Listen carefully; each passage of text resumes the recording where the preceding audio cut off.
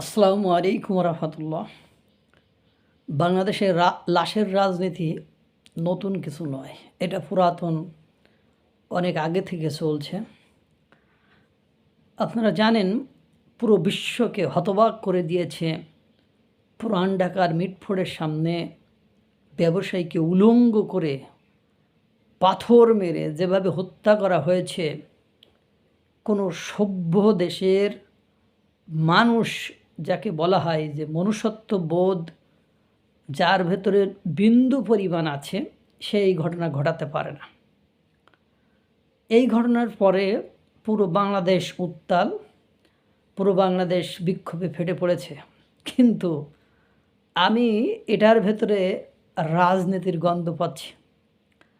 এই বিভৎসতা, এই বর্বরতা, এই নৃশংসতা সাপোর্ট করছে কারা? সরকার।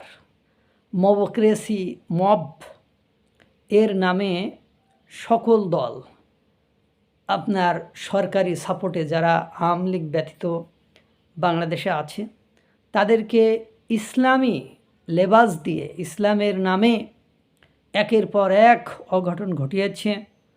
এই সেই ট্যাগ দিয়ে একের পর এক অঘটন ঘটাচ্ছে। সেটাকে সরকারের প্রেস সচিব শফিকুল আলম প্রেশার গ্রুপ, এই group say group, a system করে লাই দিয়ে, সাপোর্ট দিয়ে এখানে নিয়ে এসেছে। সবচেয়ে বড় যে কথাটা হলো যে এই নৃশংসতা, এই বর্বরতা ঘটার কারণ আইন শৃঙ্খলার অবনতি।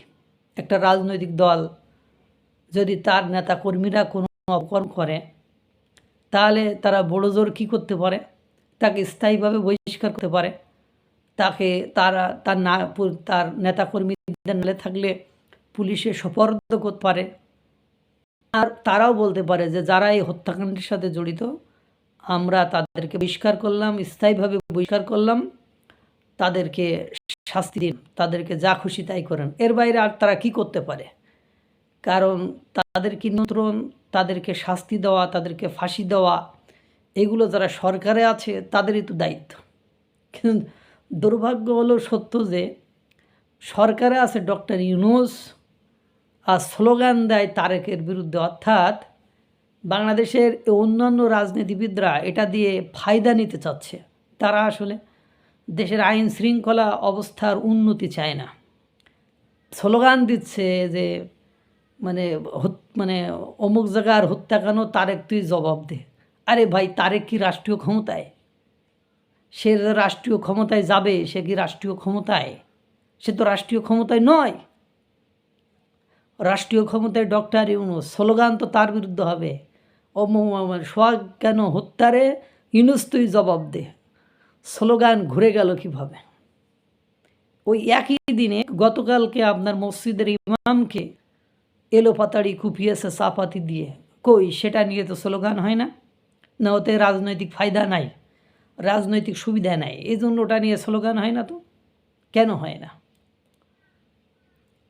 একের পর এক যে বাংলাদেশে বিভিন্ন জায়গায় সংঘবদ্ধভাবে ধর্ষণ হচ্ছে।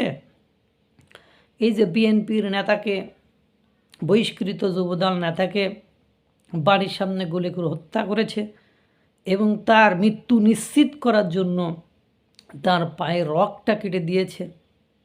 কই, এটা নিয়ে তাহলে কাকে ব্লেম দিবেন, কাকে দোষ দিবেন আপনি?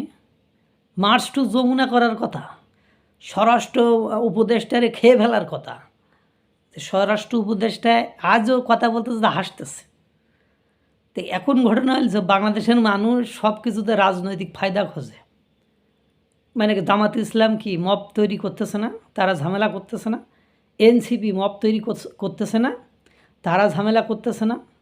সরকারই এই সকল অন্যায় অপকর্ম যা ঘটছে, ফখরুদ্দিন মঈনুদ্দিনও তো ক্ষমতায় ছিল না? ছিল তো। তারাও তো একটা নির্বাচনের আয়োজন করেছিল, করেছে তো।